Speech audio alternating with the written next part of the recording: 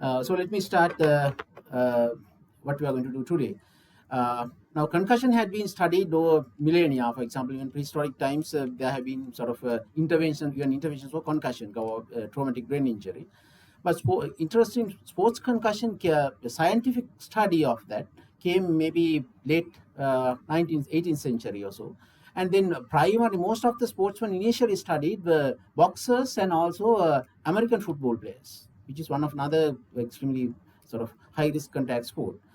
This was in early 1900s, and then in 60s and 70s, there was a kind of a resurgence of interest in studying sports concussion, and it's what earlier thought were the harmless consequences, but now we know that it's much more detailed and much more sort of intricate in terms of the effects on the brain. So with this actually, I will start with an overview.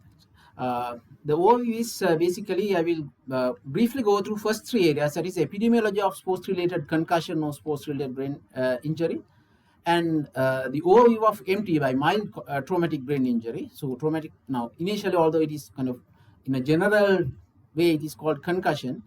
When it comes to the classification spectrum of the traumatic brain injury, we consider this as mild traumatic brain injury, mTBI.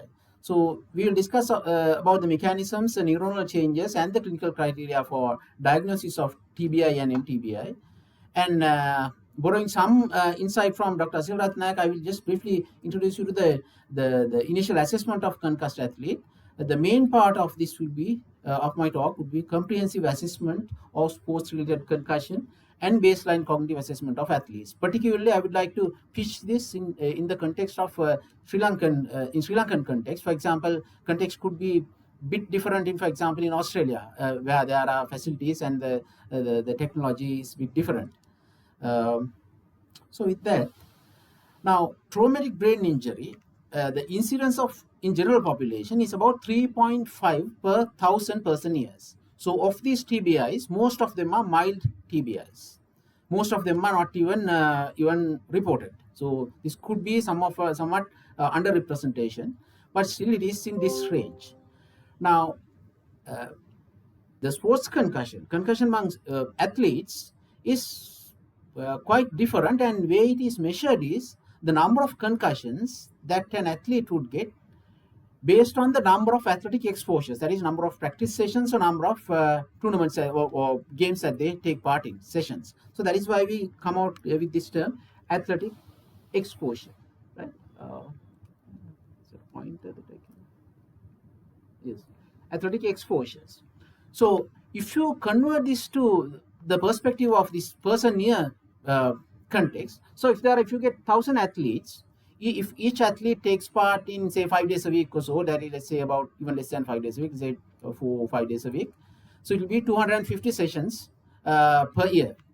So if you take 250 sessions, 1,000 athletes taking 250 sessions per year, there would be, according to this rate, there would be about 70 incidents of concussion per 1,000 athlete years.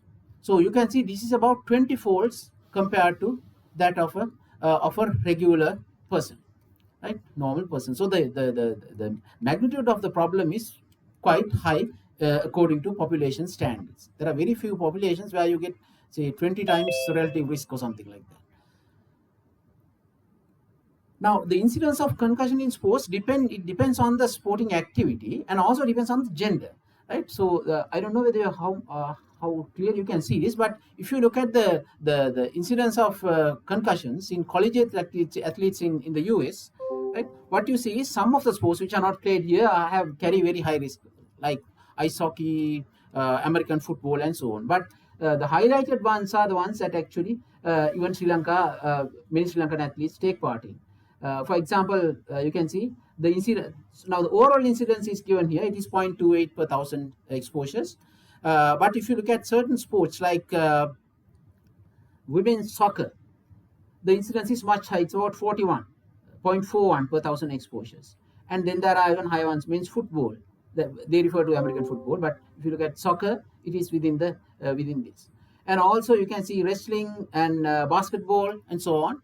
but they don't have statistics for boxing, for example, other martial arts, which are not sort of very legally approved by the Collegiate Athletes Association for a long period of time. So that is why those statistics are not there.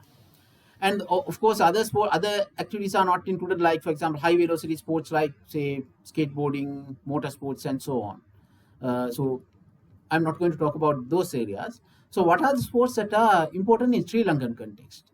Now, for example, soccer, rugby, even cricket, right? Batsmen might get injuries. Hockey, right? Hockey stick injuries are perhaps common.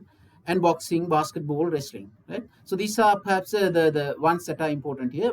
Although we see most of these athletes, for example, most of them could be in Sri Lanka, maybe Ragarites, but that does not, because it's a very popular sport. That's why we are perhaps getting more people. Not that the game is very risky at the technical level, right? So that has to be kept in mind. Yes. So, but one other thing is, we don't have, I think I could not extract Sri Lankan statistics. I don't think we don't have a big database to that effect. Usually what we see is that there's an underreporting, particularly in practice sessions. In practice sessions, no medical attendance is there. So it is there, and also the coaches and the players are in a kind of geared more towards competition, taking part in it. Underreporting could be an issue.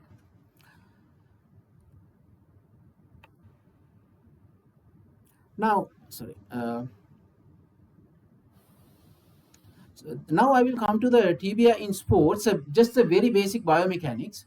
Now, we know that there are, say, the basic types of collisions can occur: frontal collisions like this, sideways like this, or backwards. Usually in sports, at least in professional sportsmen, such backward force is very rare. They don't fall backwards and get this kind of thing. But if you look at the impact here in this cartoon, you can see two American football players. There are two helmets hitting, and it shows the cartoon shows the initial impact on the frontal region, and then the rebound and the contra-co injury, as you learn in, say, forensic medicine, the medical students, you can remember, in the occipital regions. So frontal regions can get, so you can see the frontal cranial, the anterior cranial fossa, those areas are there, the jutting areas are there. So the orbitofrontal cortex, these areas are more prone to, if it is a very violent collision, like in a dashboard injury or motorsports.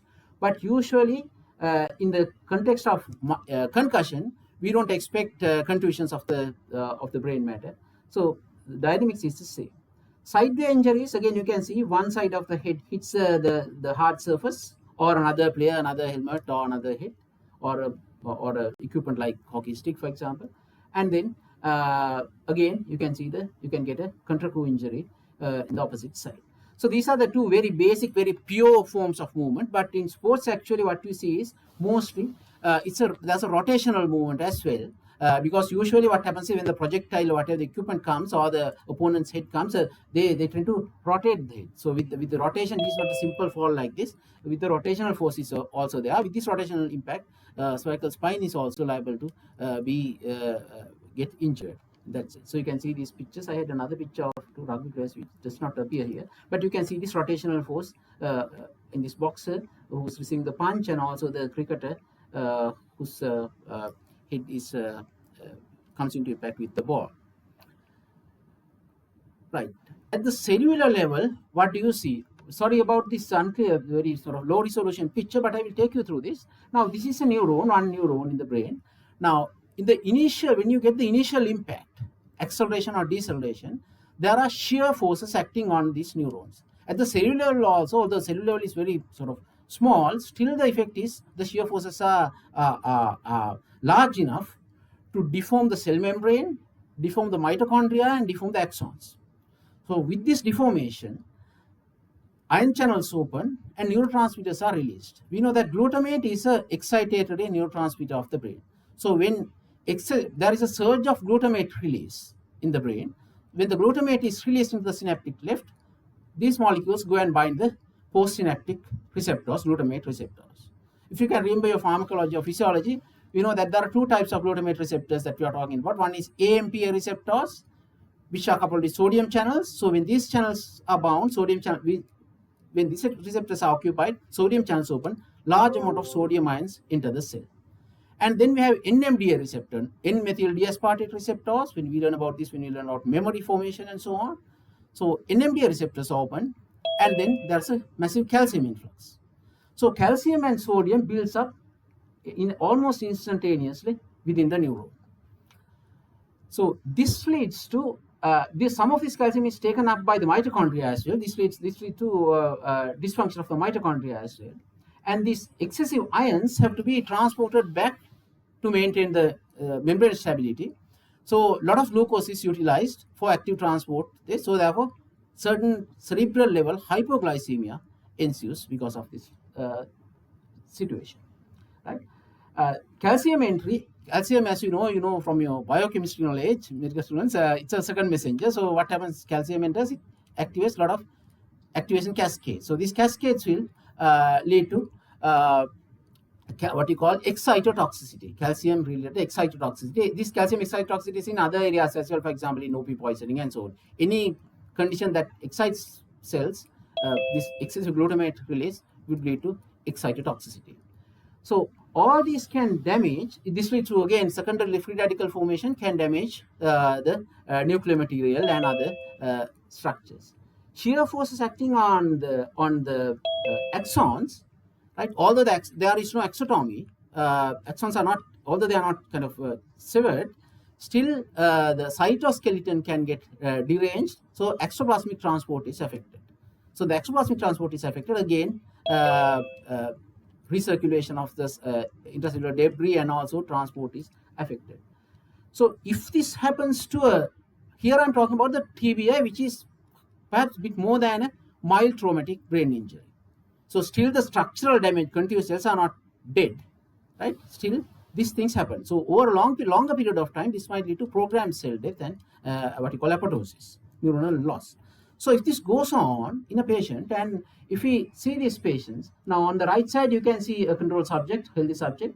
Here you can see a patient with TBI, perhaps repeated TBI, mild TBI. There is no, so at least in the text of this particular article said that there were no gross necrosis of brain matter. But when they did the volumetry of different parts of the brain, you can see, particularly if you can see here, the corpus callosum is thin in this TBI patient compared to the normal person. And then they do what you call the diffusion tensor imaging and tractography, where you can see the interhemispheric transfer of information through the corpus callosal fibers.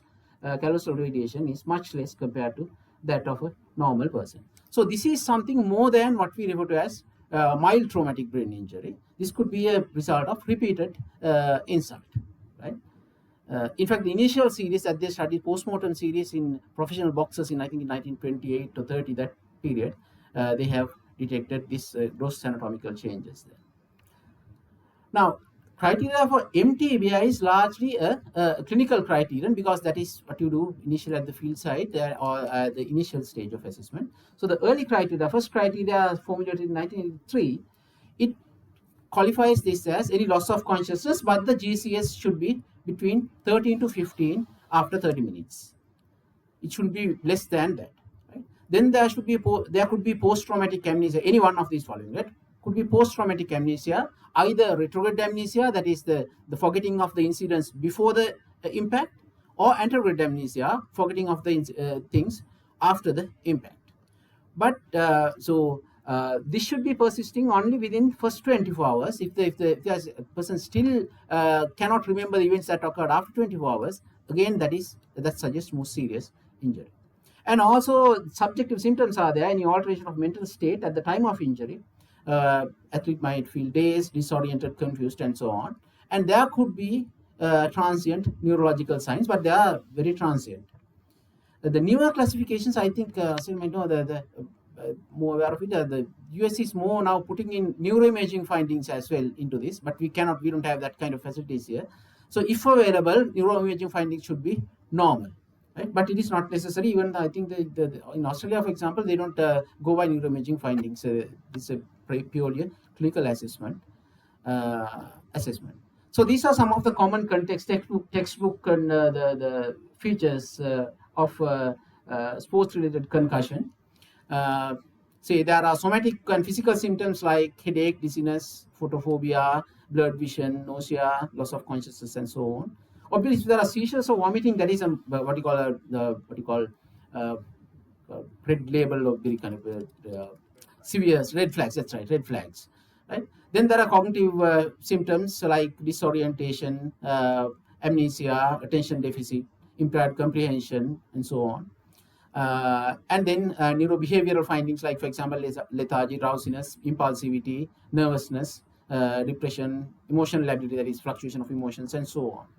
So these are some of the symptoms. Now, the initial assessment of sports concussion. Before we do this, now the initial assessment is actually compared to now. If you compare that with a drunk driver who hits his head on the dashboard or something after collision, for that kind of context, I think this is pretty. I would say I can't find the proper word. It could be a bit clean. We can say it's clean because of several reasons. Because there's a relatively clear observation with witnesses. They might not have seen the actual moment that is happening, but there are witnesses, the course of injury. And there could be, as Sally said in the beginning, video recordings are there, so that they can be sort of checked, right? And then there's a qualified healthcare professional, if it is a particular fitness competition, who has immediate access to the patient or the athlete. And the other thing is, in competitive situations, obviously there is no alcohol or drugs in the system to confuse the clinical assessment. That may not be in certain other less professional situations, but usually the confusion is minimal. So we know that it is largely attributable to whatever the trauma, any deficit that we observe. Now, what they use in Sri Lanka is Sports Concussion Assessment Tool version 6. So I'm not going to go into details about it, but basic idea is, initially you look for red flags like seizures, neck tenderness, focal neurological signs, and so on. There are about, I think, 8 signs. And if such signs are there, obviously, without further ado, the patient is sent to the hospital. And then if the person is having any other thing, stepwise manner, any of these features, again the patient will be sent. So that is the immediate assessment. But if none of these are there, they proceed into the off-field assessment, which is best done within 3 days or can be done within 7 days or so, as I say. Right? Perhaps at the end, this assessment we might be able to get more sort of input from those who have first-hand experience, which is those who have first-hand experience. So these areas involve getting the athletic background of the concussed athlete, the symptom evaluation, some cognitive screening, particularly the verbal learning, memory, attention, and concentration, and coordination and balance finally. Right? Now, ideal situations, this is followed by a comprehensive cognitive assessment before the athlete returns to play. This is practiced to different levels at in different countries. Developed countries, some of these developed countries, they use commercially available assessment tools which can be administered online, so to speak, right? So there are different versions of comprehensive cognitive assessment tools for sports-related concussion, which I'm not going to discuss. I'm not going to discuss the commercially available products, but basic idea, underlying thing is you assess the important cognitive domains affected in these athletes during this comprehensive cognitive assessment. Now, again, to contextualize the athletes, I think in the introduction, I think it was mentioned that the concussion in general population is a bit different compared to athletes. Now, if you compare, I think last year, the year before, I think we had some sessions on, for example, cognitive assessment in general, like, for example, in patients with dementia or patients with focal brain injury and so on. So if you compare these two groups, for example, if you compare a young female athlete, a cricketer, for example, with an elderly lady with Alzheimer's disease, the context is quite different. Now, if you look at the activity that they are engaged in, right, a game like cricket or any kind of physical sport is time constrained. Time constraint is always there. Compared to a day-to-day work, you can do the writing or the cooking, you can slow it down, right? But always activities are time constrained. So the time factor kicks in to a great deal for the performance and also the safety of the athletes, the reaction and everything of the athlete. Then the treatment goal in this management goal in this athlete is to optimize performance in a patient with, for example, Alzheimer's. That is optimized daily living. Of course, the person is involved in some professional activity, certain amount is there, but primarily, mostly it is optimized activities of daily living, instrumental activities and the basic activities of daily living. And athletes, most of them are young, so the neuroplasticity is high. If properly managed, the recovery of cognitive functions is quite high, particularly if it is mild or moderate TBI. Okay, compared to degenerative diseases like Alzheimer's, the neuroplasticity is low. And the patient characteristics, obviously, we know that particular professional athletes, they are highly demanding. Their demands on them is high and are high, and also they are also quite demanding when it comes to getting the treatments. In patients with elderly, towards the other end of the range, it could be variable. If it is a professional, they are very concerned about their assessment. But if it is a person who is less active, it is much less. And other thing is, deadlines are very common in athletes. They are invariably there in professional athletes, competitive athletes, elite athletes. So there are deadlines. They work for deadlines. They want to see, okay, when can I return? When can I return? So that is a question that they ask. So such deadlines are very rare among at the other end. And more importantly, when we do the comprehensive assessment, there are different ways of assessment. I think previously we discussed one of the previous talks, and generally we know that we assess patients for example, dementia, and ideal way of assessment is, if the person does not have a previous assessment is to get the testing and adjust that for their age, years of education and sex, particularly age and years of education. So this assessment is usually, what is the standardized score that we get is usually accurate. But what happens with athletes? Athletes do have certain skills which are above their peers. For example, if you get a 25-year-old athlete who had 12 years of education, they are, for example, their reaction time, psychomotor speed, selective attention, attentional switching, certain functions are much better than that of age and education adjusted norm. So therefore, even if it is within the normal range, it could be abnormal for that athlete.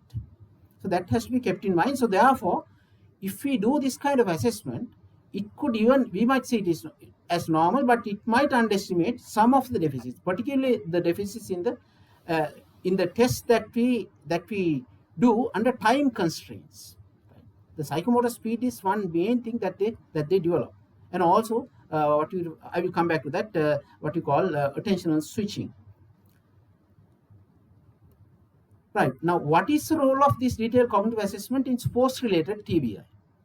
Obviously, like in any TBI, first thing is to obviously to diagnose the person. Now, in this context, perhaps we want to diagnose against more severe forms of, say, moderate. If it is severe TBI, you don't have to do a cognitive assessment. Obviously, initially it is evident. Say somewhat moderate ones, and also post-concussion syndrome. Right? People who develop after concussion, they develop certain other features like PTSD-like features, such features. Or chronic traumatic encephalopathy. Repeated injuries might present with a different picture. Obviously, neuroimaging might help because you can see the callosal thinning and all that, corpus callosum and all that. And also tracking the recovery, to track an athlete's progress towards recovery by monitoring changes over time. I will come back to that later. And also guiding treatment, to highlight the specific areas where the athlete is struggling and also the areas where their functions are preserved. Right? This usually work is done in developed countries with the combined with the coaches. Right? And also informed decision, to take an informed decision on return to play. Right?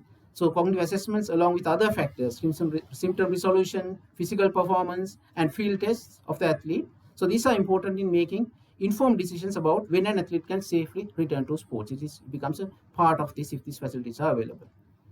And importantly, the establishing baseline data. So professional athletes, they do go through this assessment pre-season, at least before enrollment competitively. Some recording is kept, and against which the results are compared later on in case there is a potential concussion.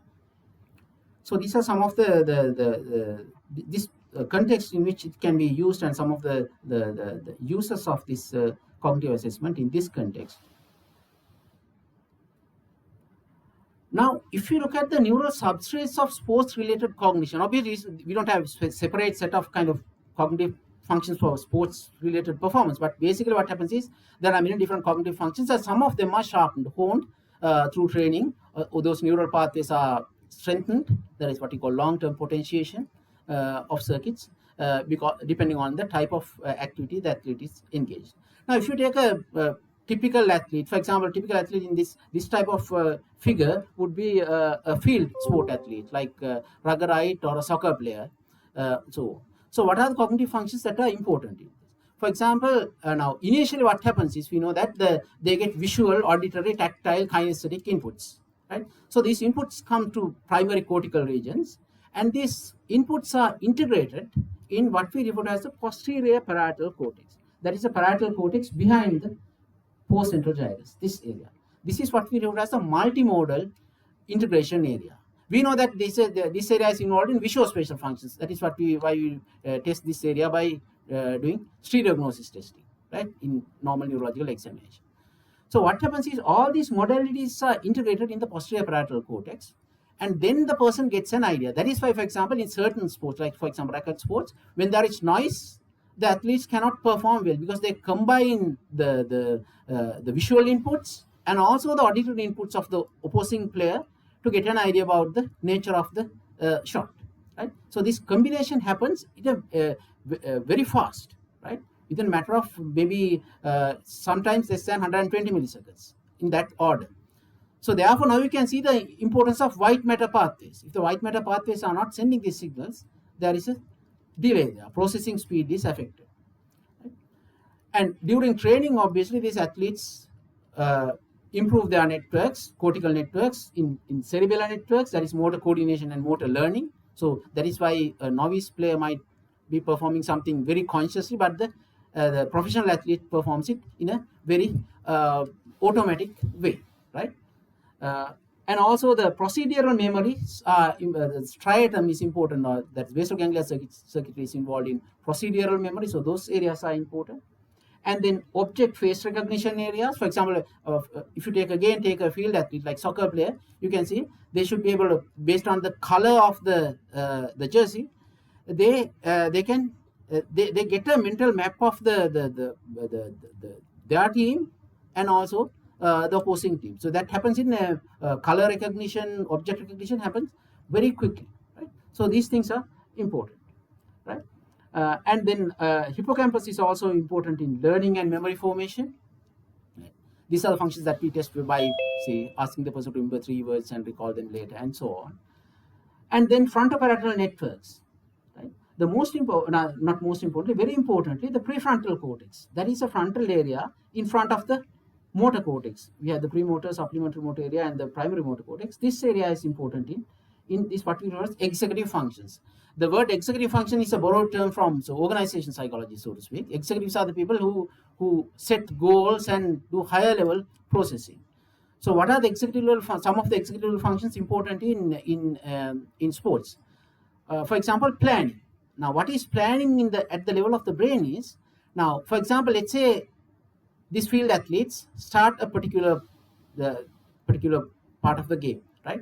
So one player kicks the ball, and then it starts.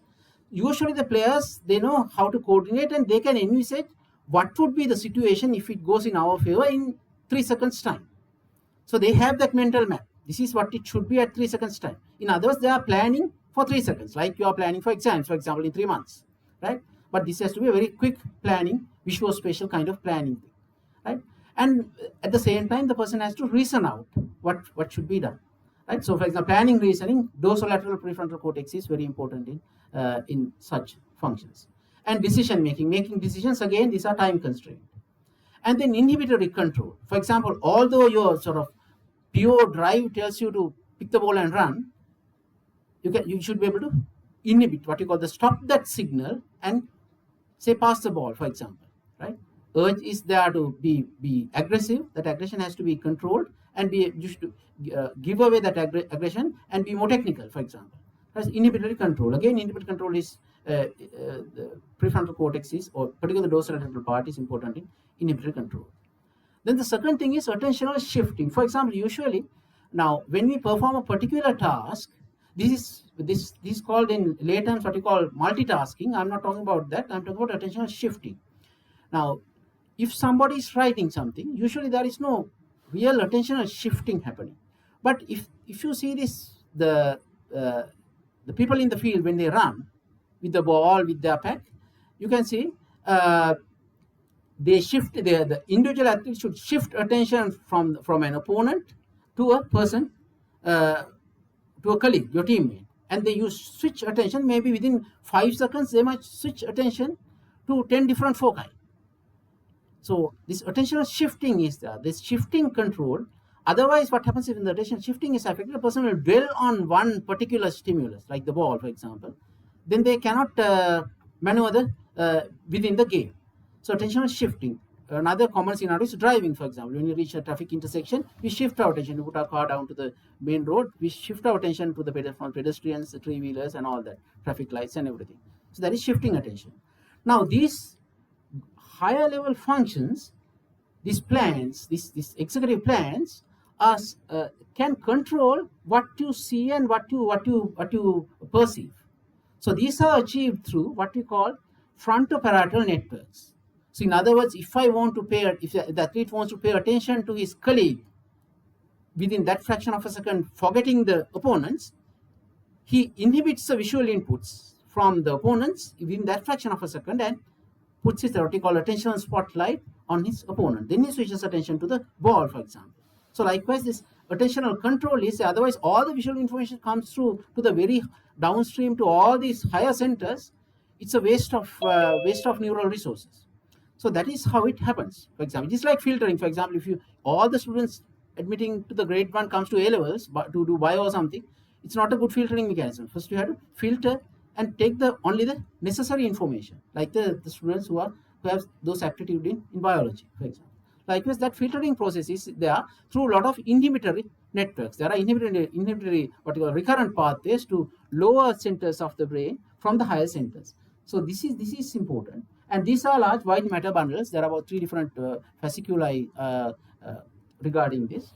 So these fasciculi are, again, as I say, axonal pathways. So if the axonal transmission is affected, this will get affected.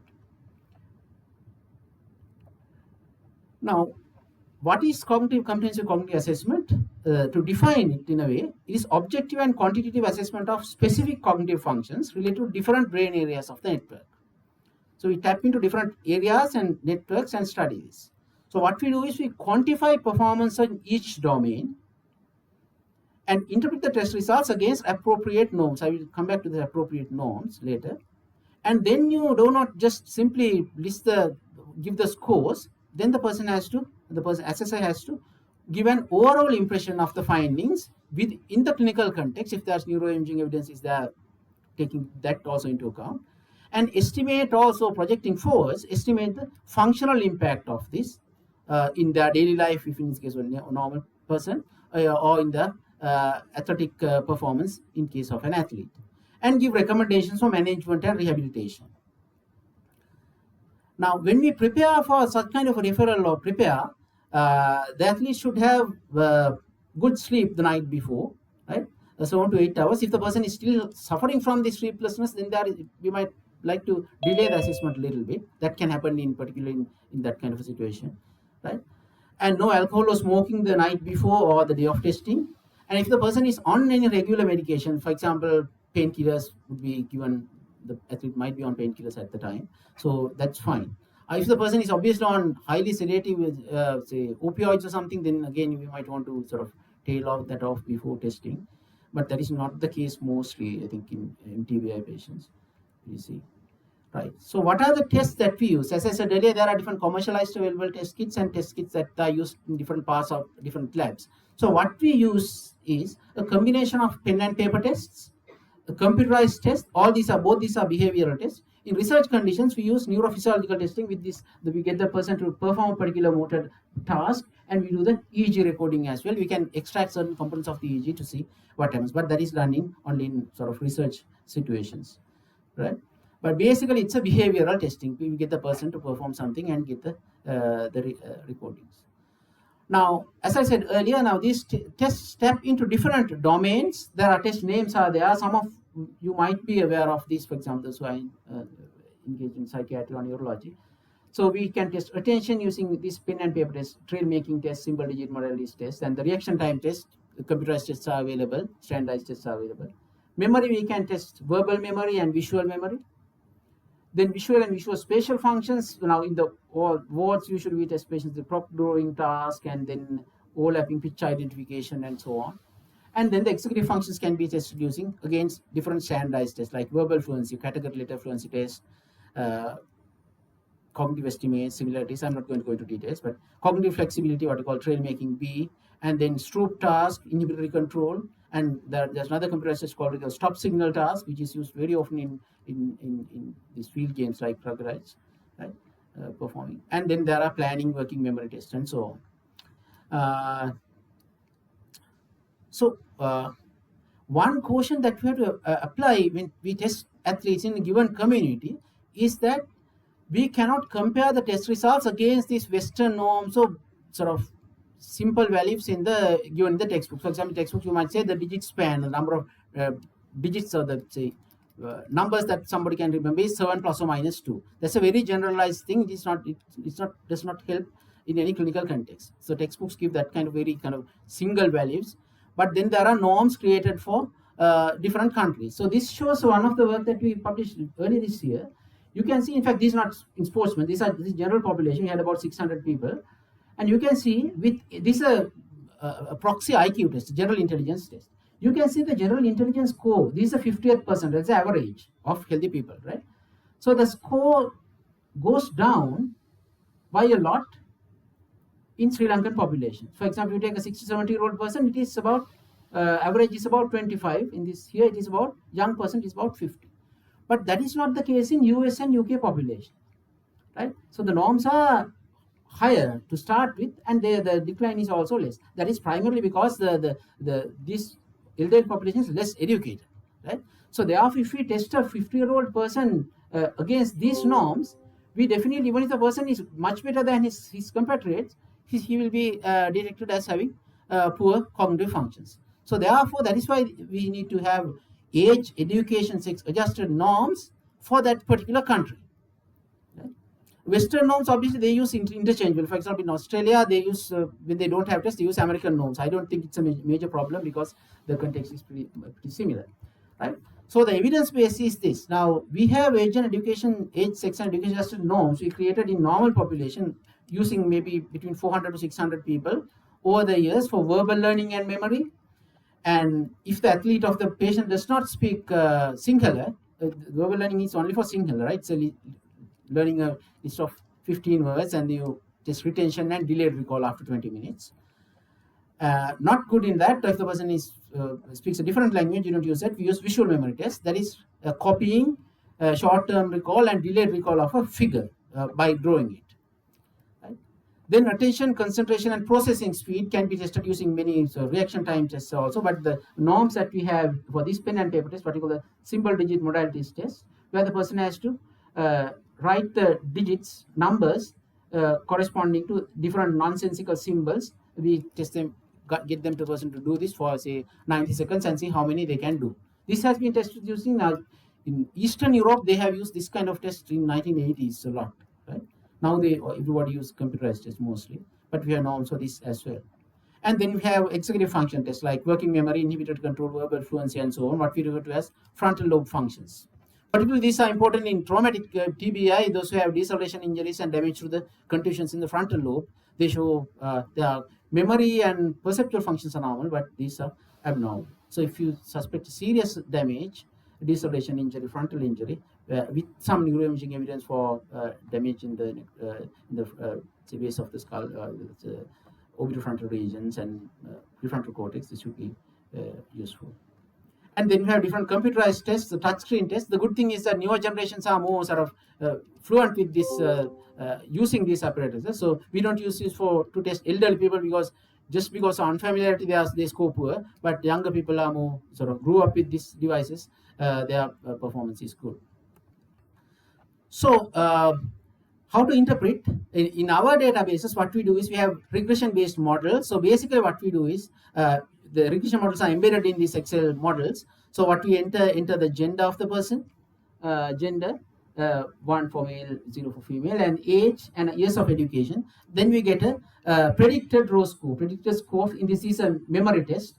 The first trial of these 15 words, a person has to remember at least 7 words. Second trial, it should go up 9, and so on. So this is a patient with a 28-year-old person with 12 years of education. This is the expected value. And we get the standardized, the whatever residual, don't worry about too much about it. But you can see the observed value. So expected is 7.32, observed is 5.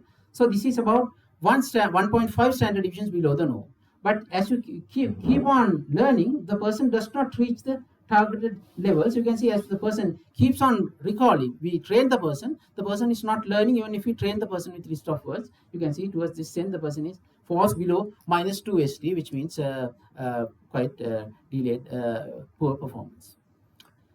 Similarly, we have norms for other tests as well, computerized tests as well, right? Now, when to introduce this, when to do this in patients in post-concussion cognitive assessment. Now, this is I think I don't know whether there's a new one, but this is basically what CDC recommends for the young athletes. So initially, the person has to have absolute rest. Then they go back to regular activities like studying and that sort of thing. And then they go to light aerobic activity, then moderate activity, then fourthly, heavy non-contact activity like interval training and so on. And then practice with full contact, then finally the competition. These are the stages of return, and you can see different what is expected using this, right? Increase heart rate and increase the cerebral blood flow so that the glucose consumption is optimized in the brain and so on. And then gradually the cognitive component, attention switching, those things are introduced into the athlete's regime. So at one stage before the athlete goes into full contact thing, medical clearance has to be given.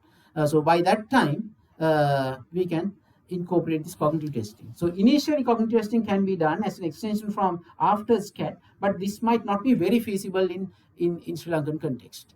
The person must be having certain other things also, sleeplessness and other things. So it might not be very useful. But before medical clearance, at this stage, we can do this. So then with these recordings, we can compare with population norms, baseline data. Or if you have this value, obviously, it's very easy to compare whether the person has recovered.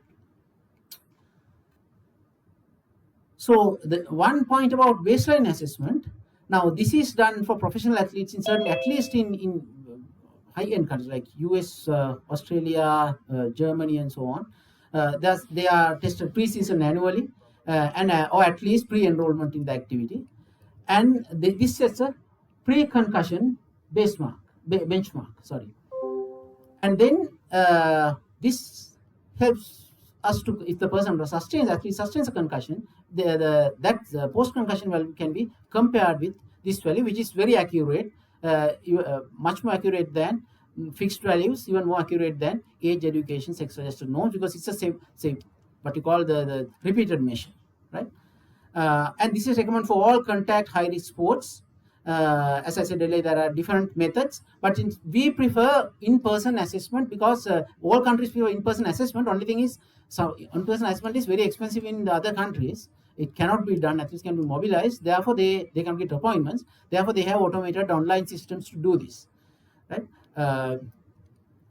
Like Impact, is one of the things that they use, right? So in reality, obviously, in any country, I think a little prominence is given, except that it's a professional, very kind of high-end athlete, or if the club has a lot of money, they can do this. So that is what happens. Okay, so the baseline assessment protocol is something like this. Usually, what we use is it takes about 45 minutes. We do the memory testing first, memory and learning part, and then we do attention and short-term digit span, and then the attention and concentration. Then we just some executive functions, particularly the inhibitory control, and then cognitive flexibility, that is attention switching. All these tests take about 5 to 10 minutes. And then we use some computerized tests for planning. And then we use reaction times for psychomotor speed and so on. And if there are special needs, we can have separate sort of more ecological valid tests, like for example, this color discrimination task for soccer players, that sort of thing, reaction time and all that.